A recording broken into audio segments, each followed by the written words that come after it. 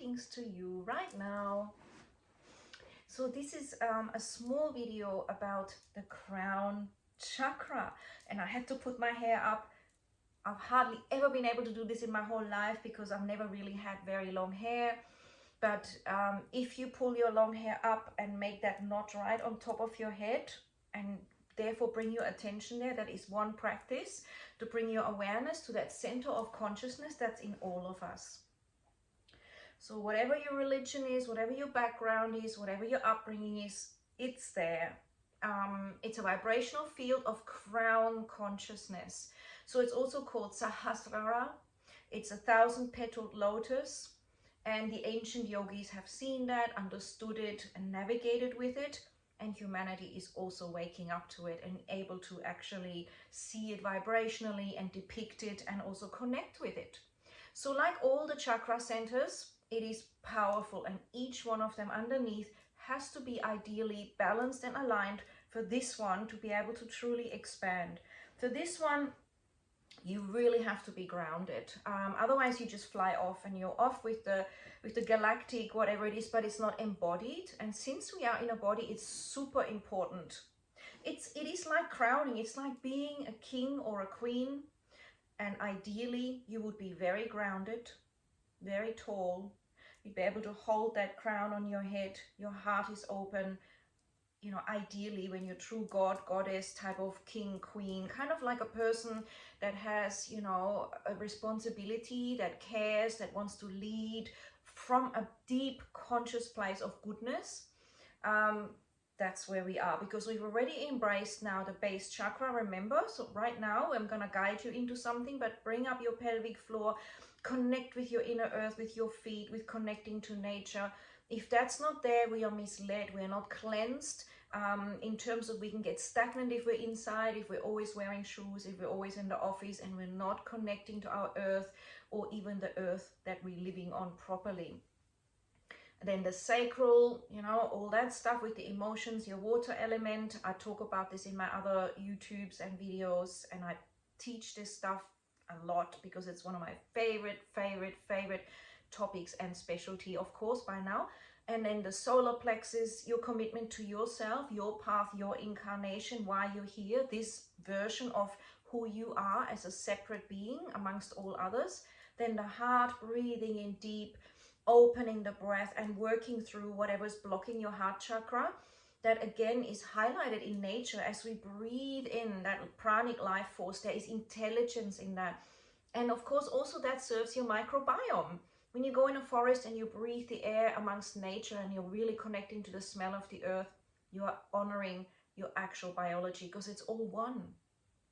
Throat, being able to speak your truth, hear your truth, vibrating with that, and hence projecting forward from that, really navigating what's happening there, which includes the vagal tone at the back here. If the neck is all out from bad posture, you affect your vagal tone, and this vagal tone, when it's reduced, affects your immune system, your digestion, your temperature regulation, your whole well-being, everything. Completely, because that is what navigates and communicates. It's so much. I could talk for days about all of this, but I want us to lead up into the brow point. So we did that last week, or you can see it on my videos, on my YouTube in particular, is a whole selection, how you can get into it, what it means, how it feels when it's not activated, how it feels when it's activating, what you can do about it, and there'll be heaps more courses and videos around that. So intuition, so powerful, your most important guidance in your life, because it is for you, it is through you, it is you understanding what is important for you. It's coming from this place because this area, this path has been cleared with your awareness. This does not mean you have to be a pretzely yogi or you have to constantly think in terms of yogi. No, this is, in my opinion, for everyone, anytime. It is just an awareness of, oh, I have this. How is it feeling? Tuning in, supporting it, thriving with it by knowing how we neglect it and how we can enhance and harmonize the centers of consciousness within, which affect your hormones, and the hormones affect it and affects your organs, and it affects your overall, you know, capacity to live a quality life. So you might say you're doing well, but as my daughter said yesterday, which I really loved, she said, a lot of people say, oh, they're doing well, they're cool. But she said, oh, but you're not living optimally. And I love that. That is a very poignant place. And what's the difference between just existing and seeming okay, but you don't know around the corner what's brewing because you're just barely hanging in there. Yes, you're walking and you're thinking, but you're not optimizing your life and you're not really thriving and you're really just living half of it or less.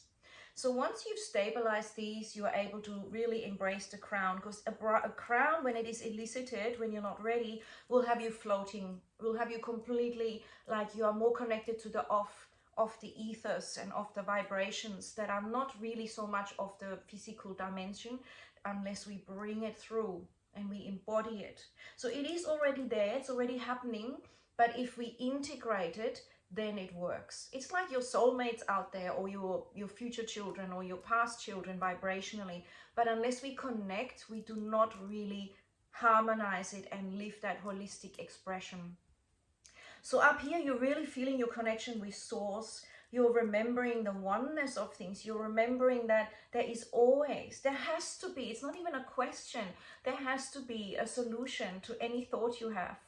There has to be an answer or a version of it that helps you to work through it and realize the perfection of everything. It's there. And so when you activate that center, you don't think about it. It's like the brow point. It's not a thinking space. It's an opening and letting go of thoughts to a higher dimension of perception, which is much more intelligent. It's not even comparable to the intellect. Not even comparable. Not even in the same book or chapter. So when you open these up, you then use the intellect to express and embody and navigate on this human earth plane. So the crown is really about having that celebration for boundlessness. You don't need to control things. You understand that there is a divine source flowing through you and a consciousness, and that's perfectly safe. And you're earthing it and you're flowing it through your body. So it's a real sense of bliss, boundlessness, freedom. The burdens drop away. Spontaneous action is easily seen and followed. And you understand that you can trust without dissecting everything. It is a wonderful place. It is beyond attachment. It is a free flowing state. And that's why as a human embodiment, you also want to have all the other centers combined with it. So you still have the healthy identity combined with love and combined with this dimension where there has to be some form of duality and choosing, and of course not choosing certain things and whatever we are affiliating with or attaching to in a beautiful, loving way. It is massive, and it makes you very playful. It makes you very expanded, very, very open-minded, realizing, well, I don't know everything. There's nowhere near I even have touched basics of the infinite knowledge out there. This is my perception, and you know, I'm just trying to sense it and feel it and awaken my consciousness. And to me, there's nothing more wonderful than that. So in the brow point, you might get the symbolism, the working through dreams, and realizing how to, you know, the messages that are filtering through. And also, again, in your sacral and in your solar, there's different ways in which you alchemize or recognize your emotional content and how that relates. So when this center isn't working, there are many things that are linked with it. There could be major delusions, cognitive dissonance, depression, things affecting the brain, constant worry. And this is why I wrote a kind of a cheeky post on Instagram, which is, you know, claiming your crown or your corona back. There's this whole thing around, you know, corona, and I've always felt, fascinatingly enough, everything is linked. There is nothing separate. This is your ultimate enlightenment. This is your ultimate freedom. This is where you don't need to bow to anything, because you're connected to source, which is flowing through everything, including you. So it's the ultimate liberation. It depends on your breath. It depends the breathing in on the air to really flourish, and your capacity to speak your truth, right? And so all of those things connect to your awakening. the brow point as well. Really having that freedom and that openness here, being able to actually look, not having things blocked or hidden, seeing through the charade, opening up this point where you can recognize what's real and what isn't, being able to communicate or hold that wisdom inside, knowing when it's safe to express it elegantly, being in your heart, having compassion for everyone depending on what they're at in comparison to yourself and everybody else in this corona crown situation, and the polarity of it. It is incredibly symbolic. You know, it is incredibly symbolic. So humanity is rising into that, is awakening to say, hey, I can take care of my own self. I can, meaning we work together as a collaborative, yes, but I can take care of knowing what's right for me. I choose to educate myself. I choose to honor my health. I choose to sit in meditation or to trust when I'm inspired in nature. I choose to trust my hunches and my gut. So trusting your gut again, trusting your heart. What would love do? How does a loving exchange feel for you in all your relationships? Does this feel loving? What's going on? Does your gut feel that this is what it seems to be or not? Do you feel okay about, you know, censorship? Do you feel okay about expression of truth and open discussion? Do you feel okay about breathing freely or not? You know, and all of that, it's right there. Are you free to open and crown yourself and to recognize you're in charge? You are divine and you matter, and you don't need to be attached. This attachment to someone else looking after you, someone above you, always being better than you, is a paradigm that humanity is shifting. It's an old paradigm that has kept us extremely limited, to say it in the mildest way.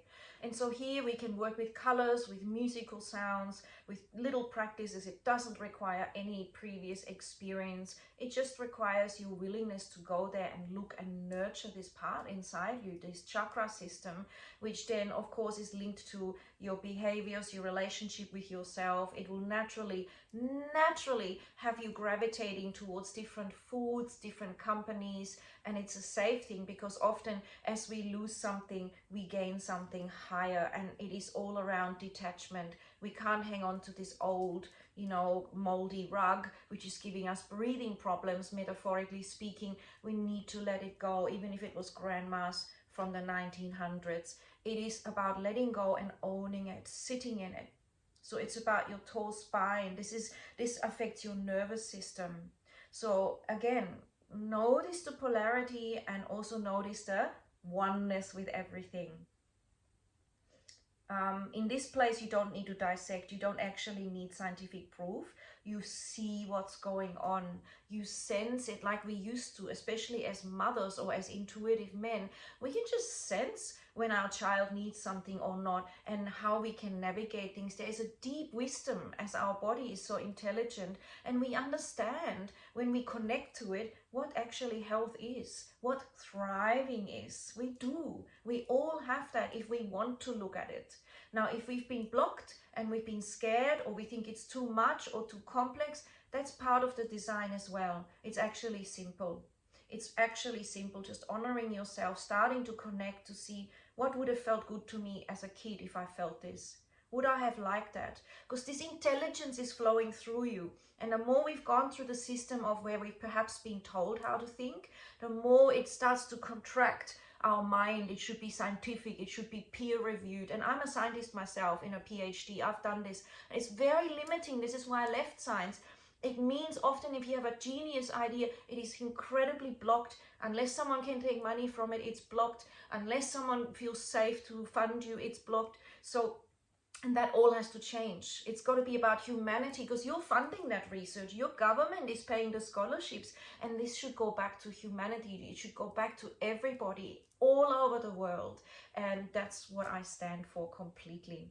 So eat as much clean food as you can, grow in your garden, support those people that are supporting the earth by growing clean food, because it will give you nutrients, which will give you health. It means you have less sickness. It means everyone thrives. It's win, win, win. You also elevate in frequency. You'll hear your inner voice more, and you'll be crowning yourself. And this will help others to connect to this brilliance as well.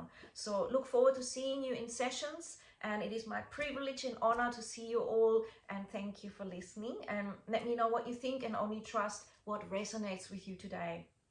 These are all layers and you have to find what works for you. Ciao for now.